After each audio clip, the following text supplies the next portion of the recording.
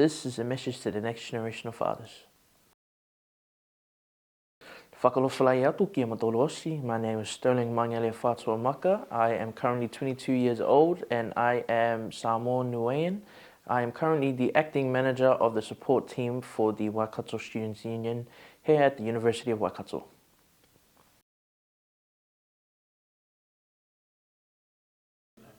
Yep, so I had two dads growing up. I remember at a real early age, like early primary, there was another man that was introduced. I can't really remember what specific year it was and how everything else looked. I just remember the initial meeting and being surprised that there was another guy around, because as a kid you don't really understand what's happening between your parents, but everything sort of really clicked the day that we moved out of our house and my dad stayed.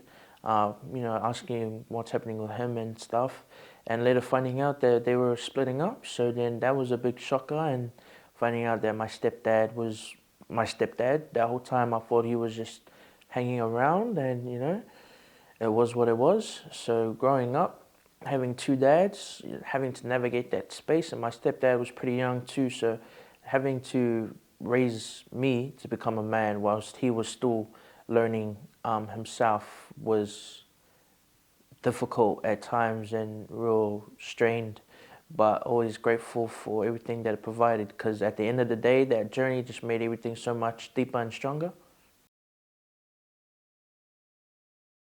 Having a father is integral because I believe that every child deserves their parents, but not every parent deserves their child, if you get what I'm saying.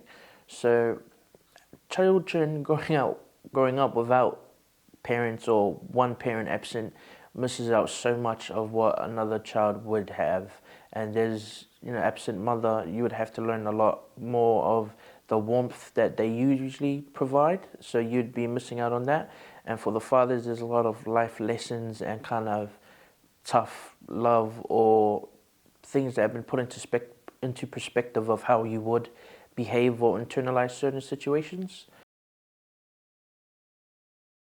I'd say I'm content, like actually more than content. I'm grateful for what I've been through and what I've experienced, because it's made me the man that I am today.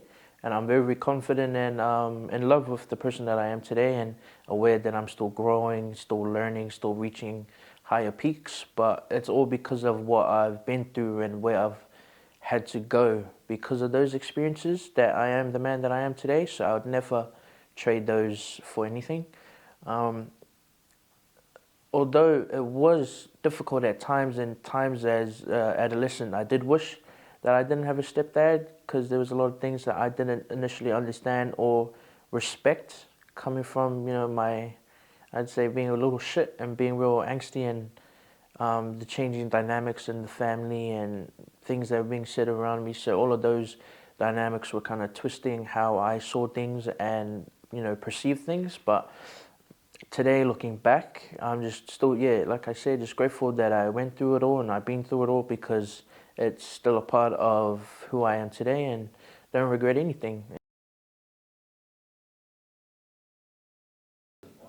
I'd say a prison father, all well and good and all, but what happens if their father's a piece of shit, or just a bad influence, or didn't step up to the plate to be the man that he's supposed to for that family and for that kid? So I wouldn't say yes, but then again, I want to say no, because there's a difference between having that father figure and then actually having that biological father who stepped up to the role to be your dad, because that type of warmth and loving and kind of respect that a biological father would have coming from actually being present and active in their kid's life is like unexplainable to try and put into words how that affects the kid, as opposed to they had a father figure, because that's more of a thing of respect, more of a role model.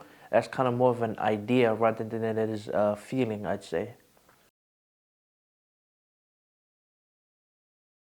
So I was always just connected to my mom, mother's boy, since my relationship with my dad was real strained at that time. So I could see how it affected my mom and how much it hurt her to be in that position. Because she really loved us. She would have given us the world if she could to make sure that we were happy and content.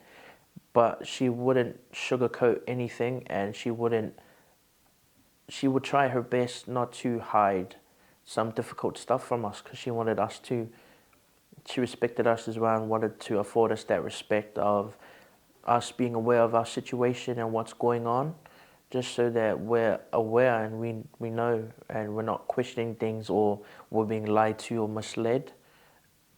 I am grateful because that did take a massive toll on her, having to raise 4 kids on her own, not even in her own home as well. So we moved quite a bit. So she really had to step up and play both parents' role. We still didn't accept our stepfather, so she couldn't force that on us, and she didn't want to. She wanted to slowly integrate it. He was around, and there was that influence, but she, for the majority, was still taking both parental responsibilities.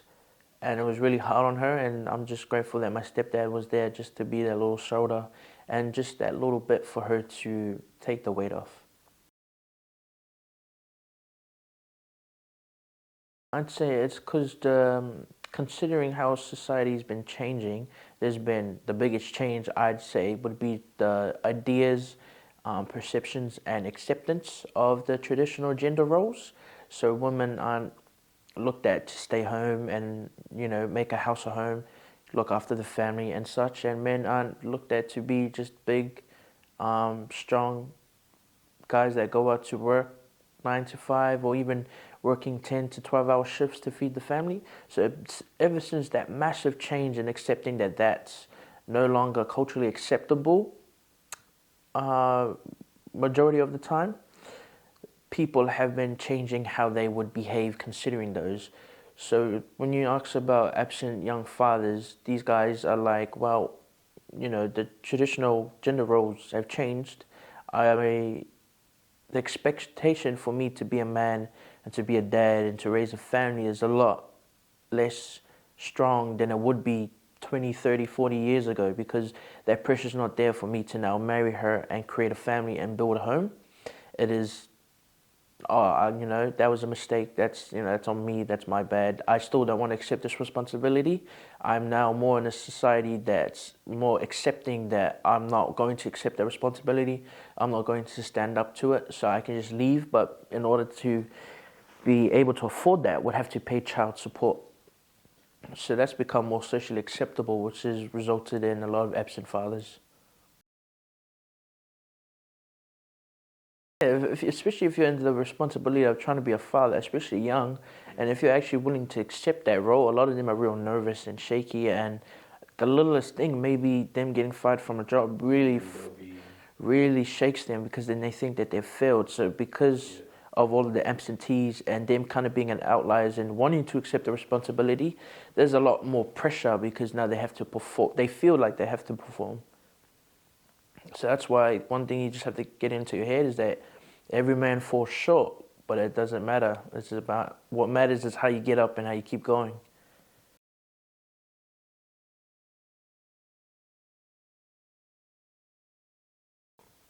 I remember last time I did like a Disney aid. Yo, this is a message. This It felt like an announcement last time. this is a message to the next generation of fathers.